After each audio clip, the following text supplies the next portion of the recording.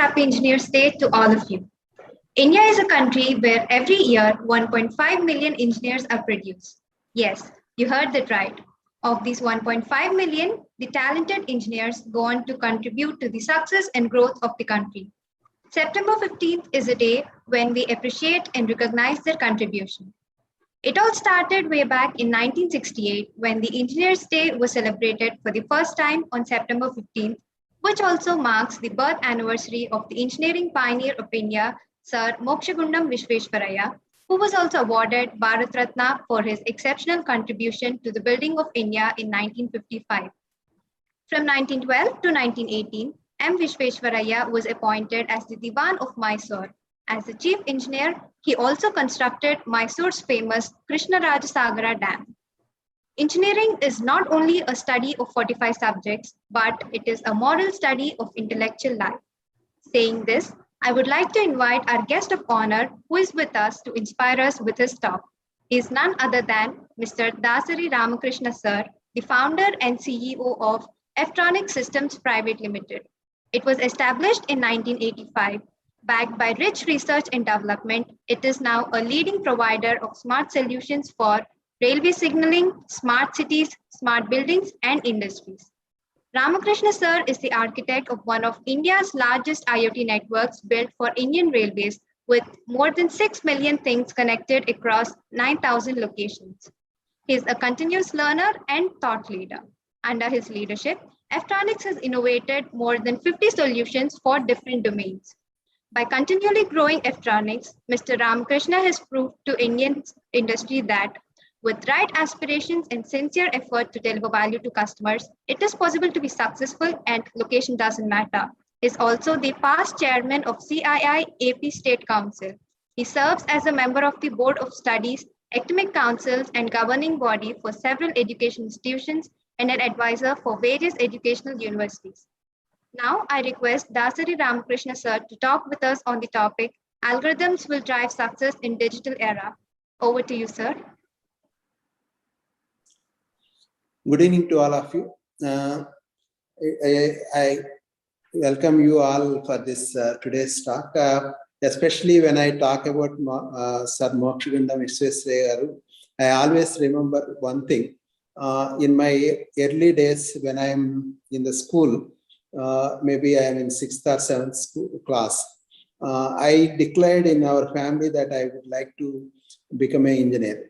When I want to become an engineer, my grandfather told me, if you want to be an engineer, you should be aim as to become a people like Mokshagundam Visvesvaraya or the K.L. Rao, who are the leading, inspiring people at that point. Of course, today also, that type of point.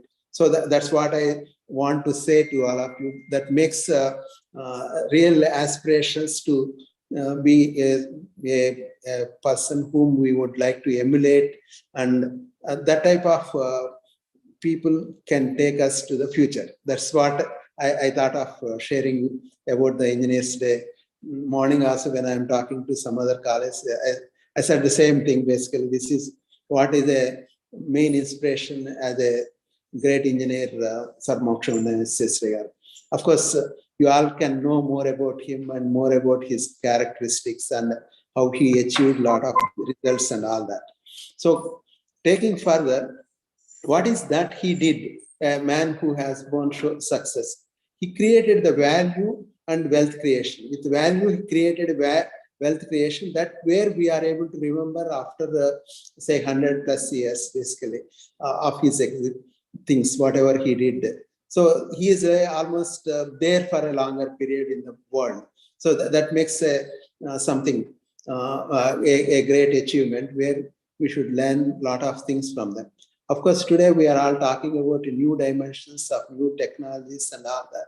Still, I feel many of the paths or many of the methodologies, what he followed and all that, still is relevant for today's directions. So taking further, so what is that value which we are all talking about it?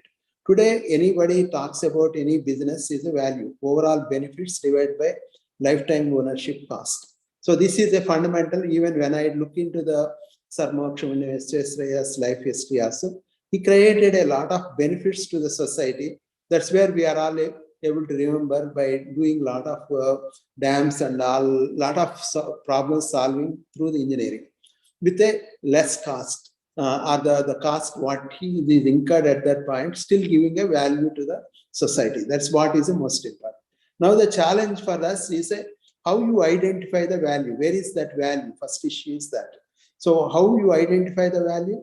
Second is how you create that value by using the various technologies of relevant or the whatever needed today. And then how you deliver the value to the society or the people, to the customers and all. Then how you scale up. Today, many of the things is successful because of the higher scale. If you are talking about WhatsApp or the Facebook, all that, they are across billions of users. That's where they are able to scale up large number. So then how you continuously refine and improve the things. This is where the success stories of any of the organizations today. So how we will be part of that, and what are the skills and the capabilities which we need to learn to achieve this. That's what I believe today engineering community has to look into these dimensions to be successful.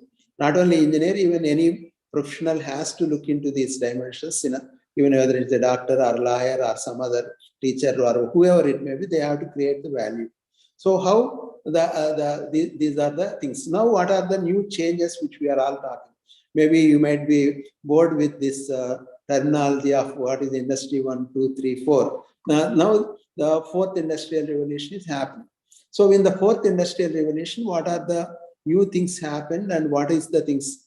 As per the Gartner or some of the leading organizations who analyze the future, the whatever expected in the industry for technologies to emerge into the things, COVID preponed entire thing by 4 or 5 years because of the challenges of distancing and social distancing and the problem with the COVID and all that. So because of that, now the latest challenge for all of us is a semiconductor industry's demand is increased suddenly by 40%. Now the chips are not available even up to 1 year. That means if I book some chips immediately, previously we used to get in 2 months and sometimes in less than a month. But now we had to wait for 1 year. That's where a lot of automobile companies are not able to produce these cars when they have a demand also, because they have tiny chips are not available for them to manufacture used cars. This is where the highly preponed the entire activities because of the COVID. Now, what are the things? I just ran through some of the things. Today, you are seeing autonomous vehicles to navigate over unknown territory in Mars, or otherwise self-driven cars, or otherwise Boeing 787, highly complex and highly efficient aeroplane, which gives a 20% more efficiency than any other thing, and seamless backup power supplies, and like that, other directions. You have a lot of biometrics, smart wear available today with the apps and Fitbits and a lot of dimensions for medical.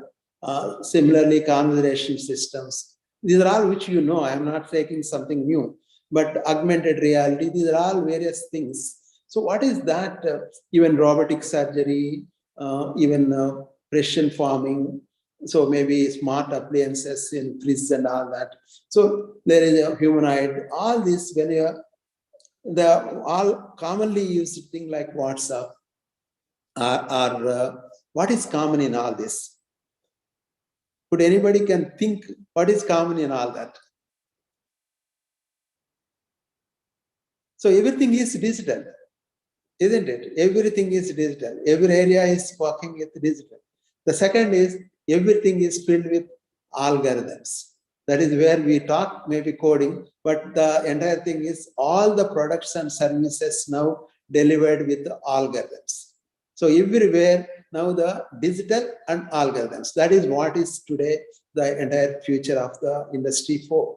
So previously, if you take any mechanical system, there will be a lot of levers, lot of gates and all. But today that is not that. The entire thing is algorithm. Even if you say today any TV with the full of algorithms. to get the data and to stream it and to get into our TV and then decode it, communication protocols, then decompress it and show it on the screen. Everything is digital. Unlike olden days picture tube technology, where you will be seeing a lot of analog electronics, sweeping circuits, amplifiers and demodulators and all. So all that is reduced and now everything is becoming a digital. So today's products and services, everything is now becoming digital. For all that, what is the most important thing is the algorithms. This is where today most demanding thing, that is the algorithm is nothing but how, if you have various variables of X, how you are able to derive the actionable item from that with the functions. Olden days, all these functions we are able to derive with the mathematical equations by differential equations or some linear algebra, that this. But today, everything now we are working with the functions with the digital calculative methods, where we'll be using all different algorithms. So, do you know why some students get high-paid jobs offers? So that is where today all the people want to have somebody is in the news, somebody got a fresh BTech fellow got 20 lakhs offer per annum, or somebody still struggling to get a job with maybe not even 1.5 lakh salary. So why that much is different? Everybody is doing the same degree. So this is what is a difference, in my opinion, is building algorithms. The capability to build the algorithms is making the difference. So how you build the algorithms? What if you are looking back into my success in my life? Way back in 1981 to 83, I did MTech from IIT Chennai. At that moment, we have only IBM 370, that is a mainframe computer, where there is a lot of punched cards. We have to put every instruction in a punched card. And maybe some of your teachers might have talked to you about that. There were running one program, one round. I had to wait for at least 2 to 3 hours. The moment I give punched cards, they put in a card reader, and after that, the entire process takes more time. But what I did in that MTech is I wrote a lot of programs and did a lot of work in that. The another side, luckily my guide has a 8085 microprocessor. At that moment only, microprocessors are coming into the field. I'm talking 81. Luckily, entire IIT Madras, we have only 10 kits. 2 kits is with my professor. We don't have any syllabus and we didn't have any subject on that. So he given me 1 kit and asked me to explore and do experiments and try various things. Then when I have a kit with me, I did a lot of experiments and a lot of algorithms and tried various dimensions. That really helped me to learn how to build algorithms. That helped me to build an organization and be successful in certain dimensions. So this is what is the most important is anybody want to be successful because they are good at coding, writing algorithms. This is what is a today need. Today, we need a lot number of people in the society for building the algorithms. This is what is a most important or demanding skill in the industry today. It's not for a computer science. It is not for a circuit branches. It is for entire the community. That means any professional requirement is going to be through algorithms. That's where algorithms is not an easy task today, but we have to build algorithms and learn how to build the algorithms. What is an algorithm?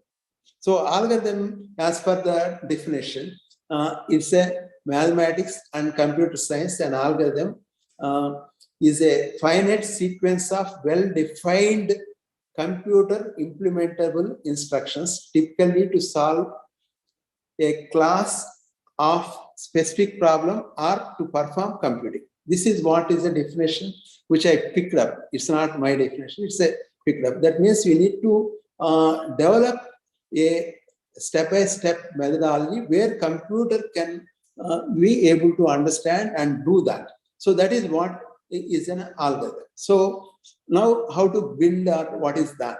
Further we see. What is an algorithm? We have always input, set of instructions or some of the things which we want to achieve some definite output.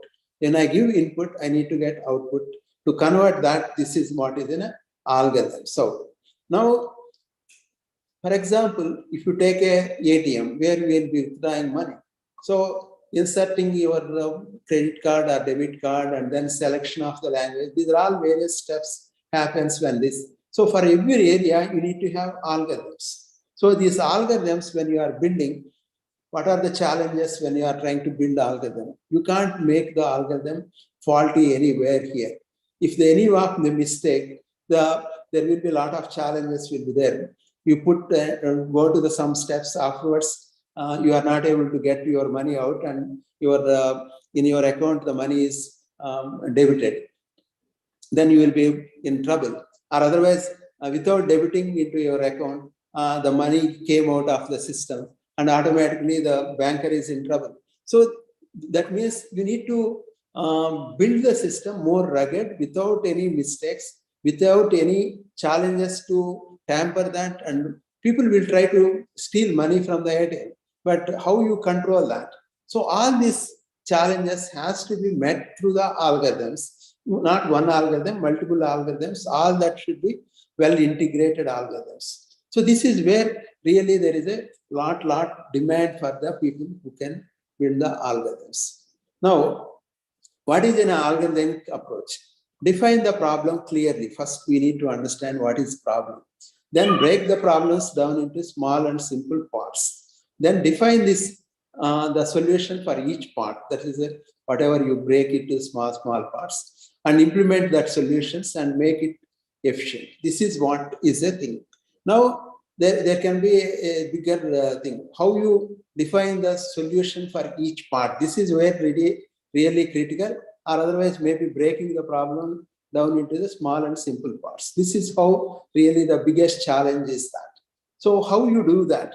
So always whenever I use it to train some people, I use it to say, if you have a problem which you can't get quickly a clue how to solve that problem, I use it to follow one approach. You slow down your brain, and first thing is you try to find what is the solution, how to solve the problem. Forget about the computer and all, and how you solve the problem if that problem is come to you. So if you are able to do that, first thing is how you solve that is the first issue. Once you solve it, how you are going to instruct a child to solve the problem. That means you are slowing down and trying to make the problem solving where the child is able to understand that. If you want to instruct that, simultaneously make your brain into two parts. One is observing brain, another is the execution brain. So the observing brain will be observing what are the steps you are indicating to do it, and the executing brain will be doing step by step. If you do that, automatically you may get some clues to develop the solution. Again, whether you can be identify that instructions are the methods which we'll be using in a computers. So thereby you'll be able to achieve some solution for that. So these are the, of course, it's not as easy as it. If of course the already solutions are available in the books or somewhere in the net, maybe you'll be able to adapt it well. But a real challenging problems where already the solutions were not there, it is a little tough to achieve that. That is a capability what the today industry is looking.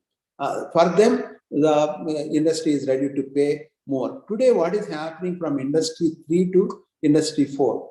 Industry 4 is nothing but system of systems. Systems are connected to the systems, whereas industry 3, all the systems are in silos. Now, because of internet, every system is interconnected. When the systems are interconnected from one to the another to the other, automatically there will be a lot of complexities. The lot of inputs will move from one to the another with a high speed and very highly disruptive, and this is going to be very quick, and it is going to be very complex. That's where you need to build more and more algorithms. That's where the world is looking for the more people to build the algorithms. The entire professional dimension is moving towards the building algorithms for solving the problems.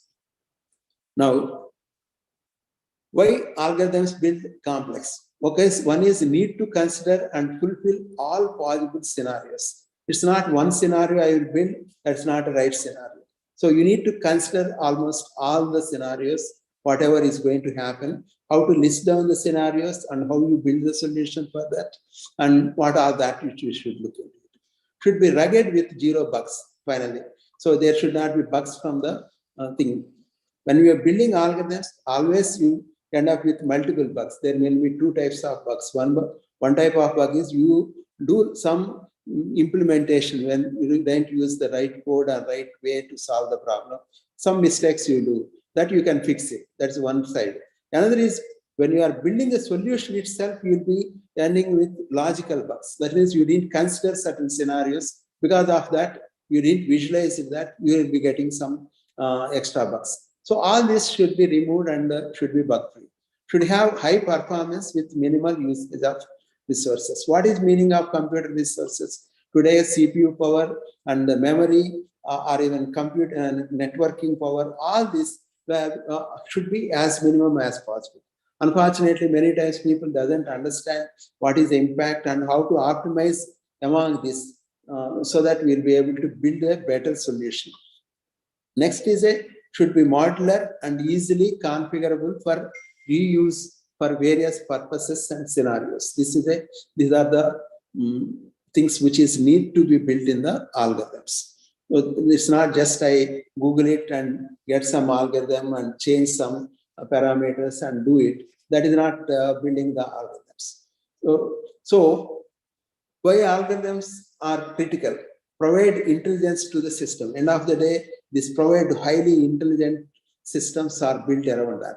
And it simplifies the workflow.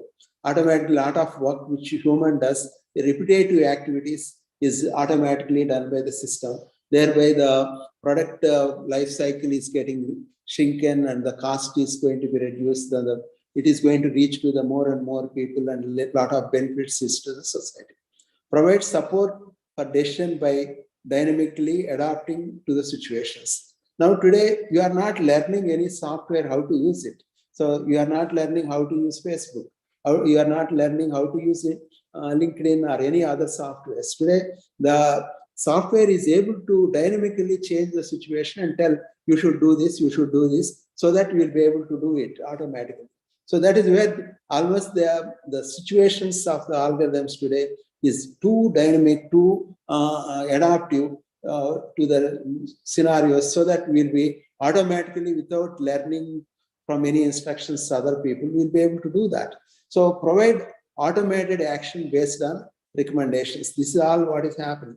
This value is because of algorithms. This is all making the life easy. Previously, if somebody wants to learn some software, you need to learn lot of days, lot of learning. Remembrance is needed, lot of training is needed, and still they do mistakes, they forget lot of things. So all that is now removed. That means everybody is able to, even people, even uneducated or the less educated people also now are able to use the cell phones and smartphones and getting the benefit out of it. So this is a value because of the algorithms. So algorithms in view of system of systems. Suppose you think Amazon or some of the online purchase. So what are the things is connected? One side we are the customers, we are to buy something, that is online customer. So we have a client bank, our credit card or debit card banking. And the other side, merchant bank is there for the merchant who is doing the transaction, selling the product.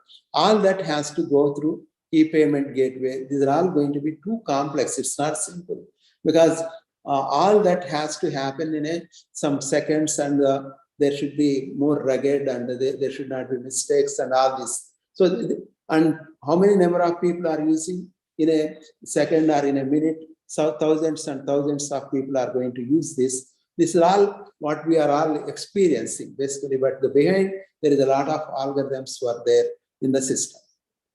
So today, any algorithm in view of system of systems, we don't have one single input or two inputs. You are going to encounter with multiple inputs. They are all dynamically changing in real time and driving the algorithm behavior. So still you need to get better outcome. This is where really the complexity of the algorithms comes in.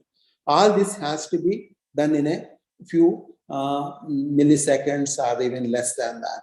So, of course, we have a power of CPUs, but still the challenge is more. Suppose you think of a autonomous car.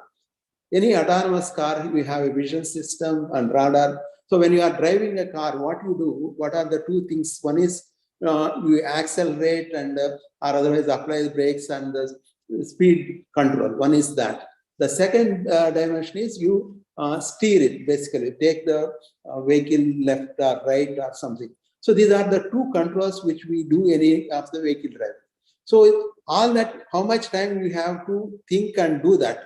Majority of the time you will be doing in some milliseconds of time, maybe 10 milliseconds to 100 milliseconds. If you don't have that type of reflexes and you don't have the capability to change that things or take the decisions in that period, you are not fit to be a driver. You can't drive it. Some of the people cannot drive it because they can't take the decisions accurately within that period. Now, when we are talking about an autonomous car, where the car vision system is seeing on all the directions, front to back, sides and everything, and this is moving, other sides is moving, it is moving in relative to the infrastructure. And simultaneously, we have radar systems which will be estimating the distances and the speed of this way, other things, and what speed the behind vehicle is coming, what is that, all this happening. With all that, you need to take decisions within some few milliseconds and change the directions. The decisions has to happen. So if these type of things has to happen accurately, correctly, and when entire things is dynamically changing, imagine how many algorithms is needed, how structurally you have to build the algorithms, what is needs of the algorithms. This is what today technology and today what is need of the hour, basically. That's where my strong belief is today, building algorithms. So we have hundreds of algorithms available in the market that's already available. So all these algorithms, first, if you start exploring the algorithms, that means trying to understand these algorithms, how these algorithms were built, how really the instructions were done, what is the mechanism of algorithms. If you try to explore that, you will be able to learn something about the algorithms. From there, you will have a easy way to get the capabilities to build the algorithms. This is one of the methodology which I feel one can be adaptive and to learn the algorithms, and ultimately art of learning, building algorithms need to be learned and practiced. It's not going to come overnight, and you need to put a lot of effort, and the effort will pay back to you. So that's where it's not, you need to have passion to build the algorithms. So algorithms available, abundant, understand different algorithms by practice. Use these concepts in combination as per the situation by manipulating them. This is the one way you can learn a lot of capabilities in algorithm. There is the sky is limit in that. So there are some of the best practices to do that. List down all the scenarios, including failure mode. That is one aspect. Formulate all things as a truth table to identify commonalities and distinctness and arrive at optimum design. Use state machine approach is another way of doing it. Use of appropriate data types and data structures. Many times people use wrong data types and data structures that lead to a algorithm in a more this thing. That's where even when we are studying MTech, at that moment also, I'm talking almost 40 years back. At that moment also, people used to say data structures and programming together. It's not separate, basically. Data structures make a lot of difference in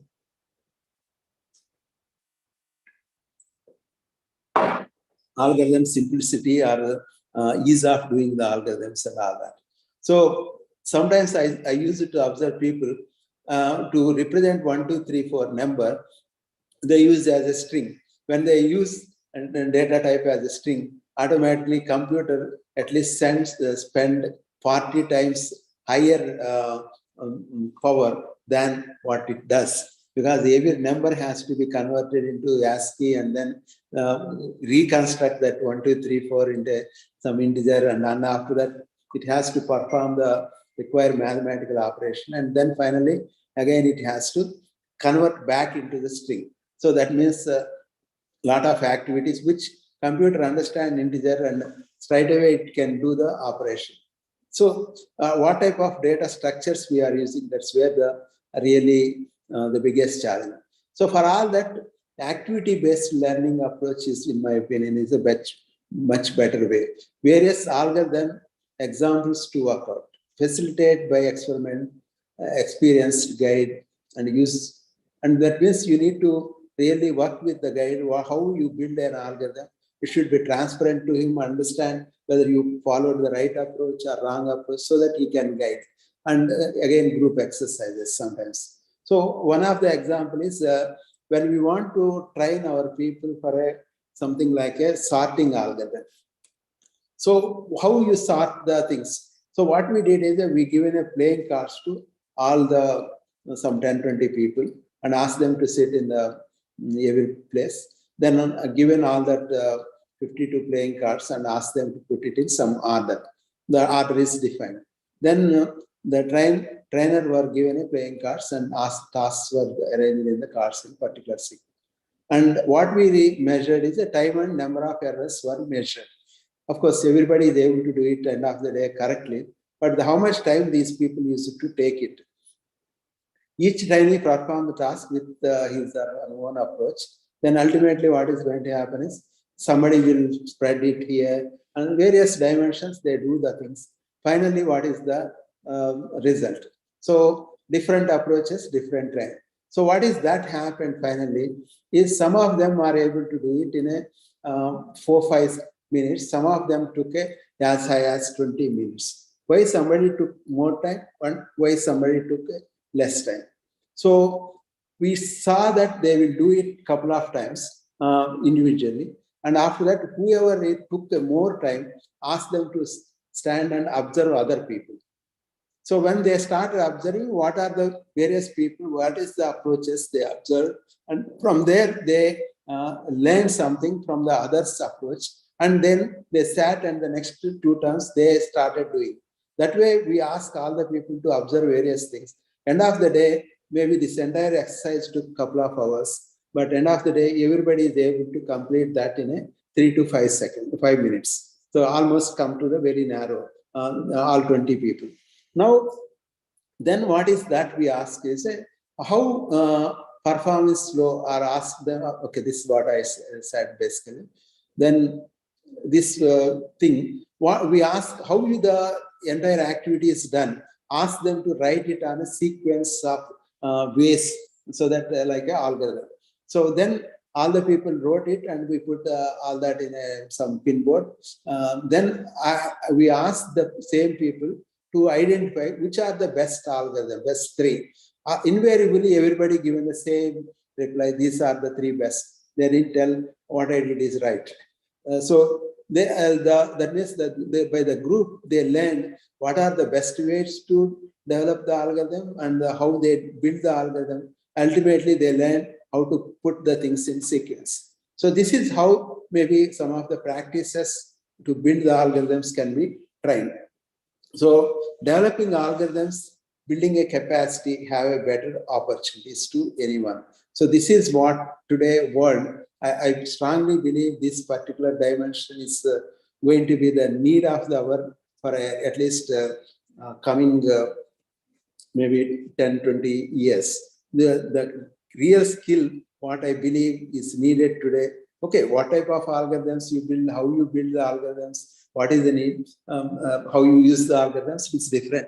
But the highest skills, what is needed today for the society is building algorithms. So whether you are talking AI, machine learning also, there is algorithms basically. Everything is algorithms. So that's what I thought of sharing with you. Thank you for sparing your time.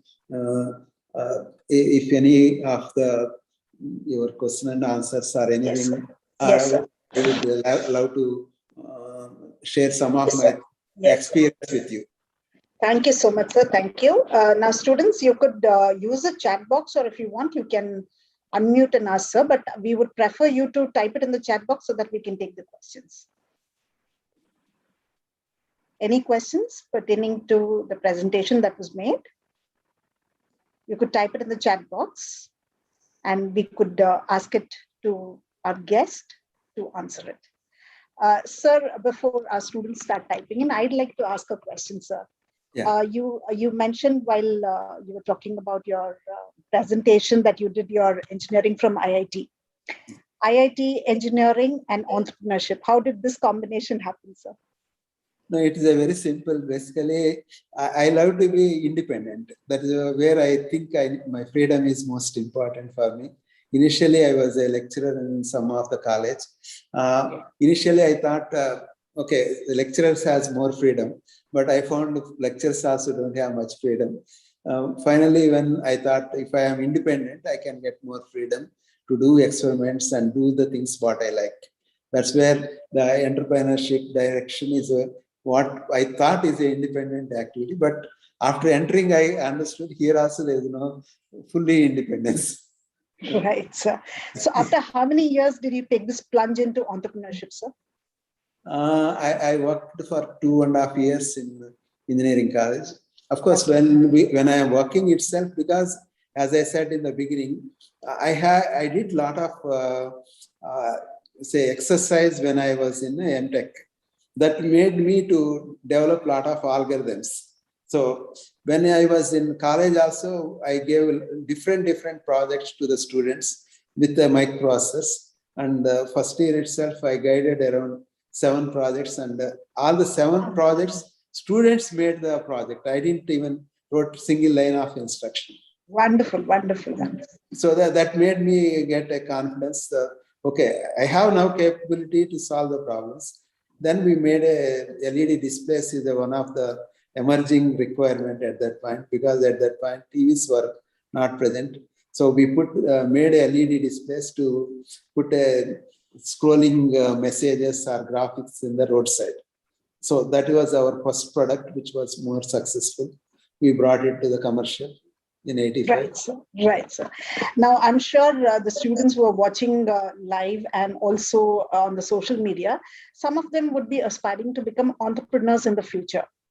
Now, what are the main things you would ask them to keep it in mind while they are starting their career? Of course, as my first slide talks about create value. So what are the benefits we are able to bring into the society? That means to the people, whoever is going to use that. So divide by that cost of ownership. That is a 2 dimensions. That is what today every industry is talking about value. When you are buying something going to the shop, you try to see what is the value, which is better, which has more features, or what is the cost I am paying. So you look for a value. So are you able to identify the new values which is not available in the market? Wonderful, sir. So you also mentioned about the importance of projects and internships and all that. So would you put in a word for our students as to how seriously they should be taking the projects and internships while they're doing their studies? Of course, the internship, because all my experience in all these 30 plus years. So what I saw is the people who did an internship with us, statistics, I'm not talking only with me, but any organization. When we go to the regular colleges and try to pick the people for employment in R&D and all, it's very tough to pick up for R&D, not even 0.1%. That is a challenge which we have.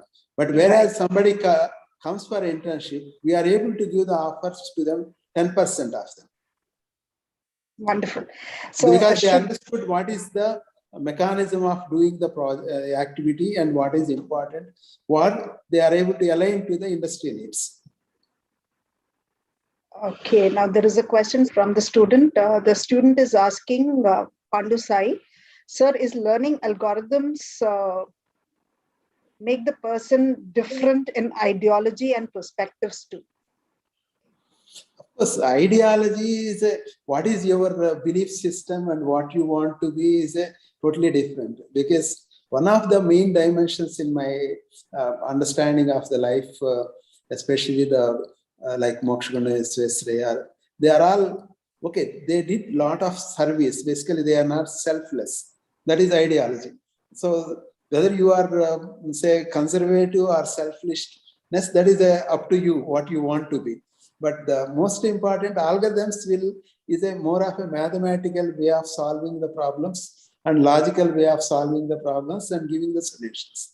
Maybe if you try to take at some point, try to apply the same thing to your mind, why I am believing this, what is that happens to me, then you may change your ideology. Somebody who is a conservative also may become a more of a broader perspective, because I am able to visualize and make the things different. Right. So maybe the last question, sir. Your success mantra advice to the students.